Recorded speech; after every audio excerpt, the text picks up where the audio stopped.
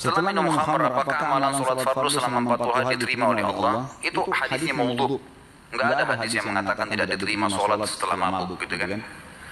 Tapi yang jelas kalau orang lagi mabuk ya, dia berdosa dengan mabuknya. Bahkan tadi hadis Nabi apa? Siapa yang meninggalkan sholat karena mabuk maka dapat hukuman kan. Artinya maknanya adalah mafhum mukhalafah dalam ilmu fikihnya dikatakan sesuatu yang difaham lawannya daripada pemahaman itu artinya orang kalaupun mabuk dia berdosa dan dia tidak boleh tinggalkan sholat.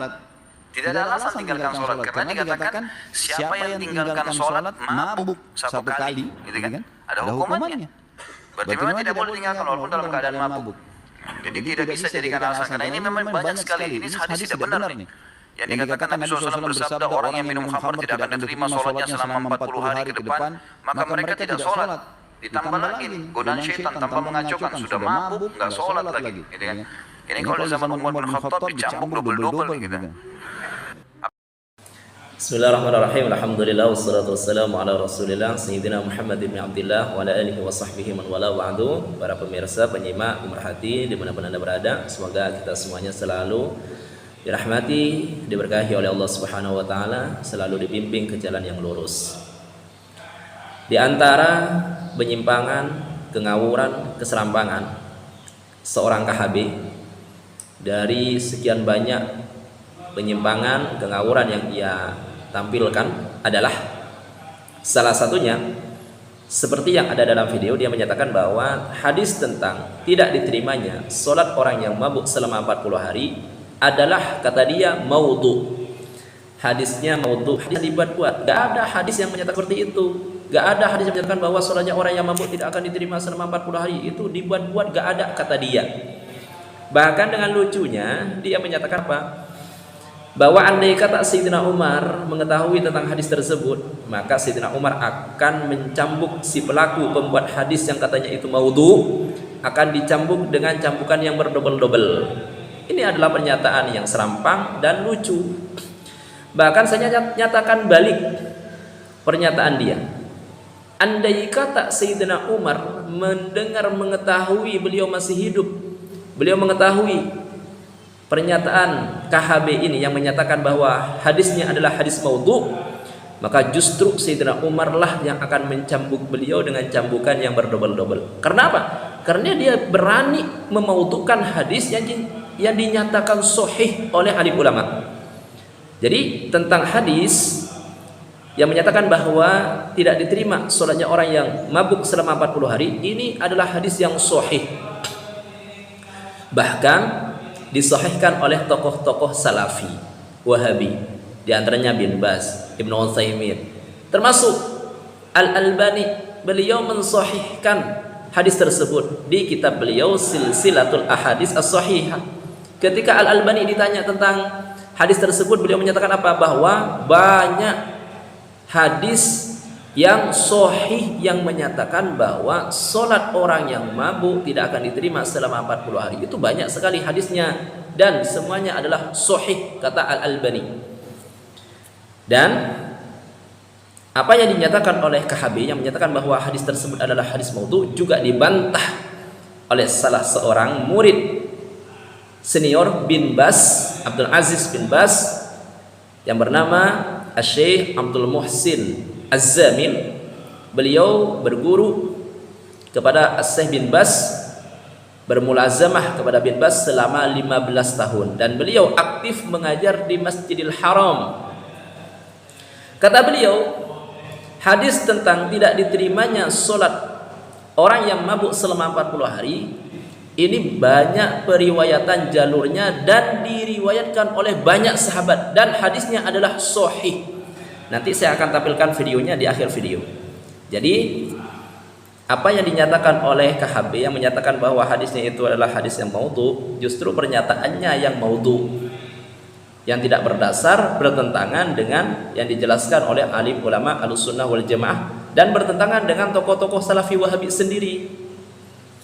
Kemudian di videonya Syekh Abdul Muhsin Az-Zamil, beliau menjelaskan, dan penjelasan ini senada dengan yang disebutkan oleh Al-Imam An-Nawawi di Syarah Sahih Muslim di kitab beliau, bahwa Maksud dari tidak diterimanya sholat orang yang mabuk selama 40 hari itu adalah tidak adanya pahala yang akan didapatkan oleh si pelaku. Jadi kalau masalah sholatnya tetap wajib sholat, orang tersebut tetap wajib sholat, orang tersebut harus dan tetap punya kewajiban mengerjakan sholat. Bukan berarti orang tersebut tidak mengerjakan sholat, bukan berarti sholatnya kemudian gugur, enggak.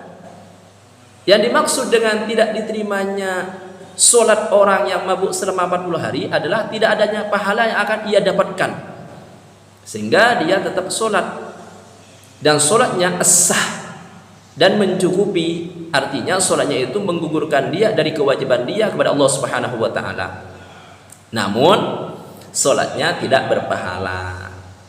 Itu penjelasan. Yang penjelasan ini senada dengan yang dijelaskan oleh Al-Imam An-Nawawi di Syarah Sahih Muslim. Baik, kemudian KHB menyatakan bahwa dia menyinggung masalah istilah mafhum mukhalafah. Jadi kata dia mafhum mukhalafah seperti yang disebutkan di ilmu fikih.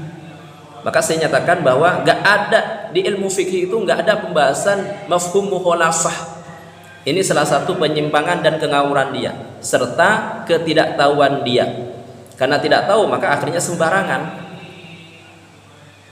Baik, jadi di ilmu fikih itu nggak ada pembahasan membahas tentang mafhum mukhalafah. Mafhum mukhalafah itu pembahasan di ilmu usulul fikih. Sekali lagi, mafhum mukhalafah itu adalah pembahasan di ilmu usulul fikih.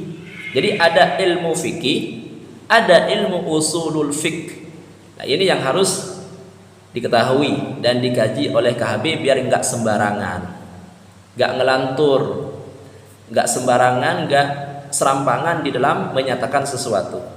Baik, demikian. Semoga hal ini bisa bermanfaat dan semoga Allah Subhanahu wa Ta'ala terus membimbing kita serta menjaga diri kita, keluarga kita, terkhusus anak keturunan kita dari pemahaman yang serampangan. Demikian, hadza minni wal 'afwu minkum wallahu a'lam bis-shawab. هل هناك حديث صحيح عن الرسول صلى الله عليه وسلم أن شارب الخمر لا تقبل له صلاة 40 يوما وبذلك لا تقبل منه باقي الطاعات كالصيام والحج والعمرة؟ نعم، ورد حديث صحيح بمجموع طرق عن النبي عليه الصلاة والسلام عن جمع كثير من الصحابة، وقد ألف بعضهم في هذا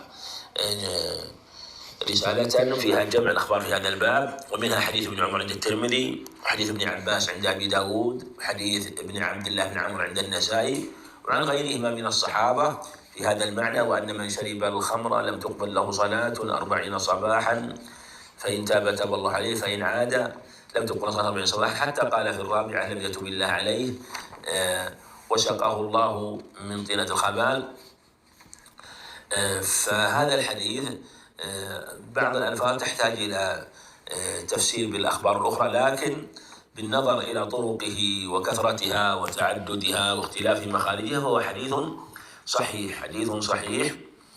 أما قوله لم تقبل له صلاة، هذا تأوله الجمهور على أن المراد بذلك أنه لا ثواب له، وإن كانت تجزئ عنه، ويثاب الثواب المتعلق بالإجزاء، والصلاة على هذا الوجه مجزئة وتقبل على الوجه الذي تبرأ به الذمة من جهة عدم الإعادة. أما إثمه بشربه الخمر وصلاته وهو على هذا الوصف لا شك أنه آثم بلا خلاف. وهذه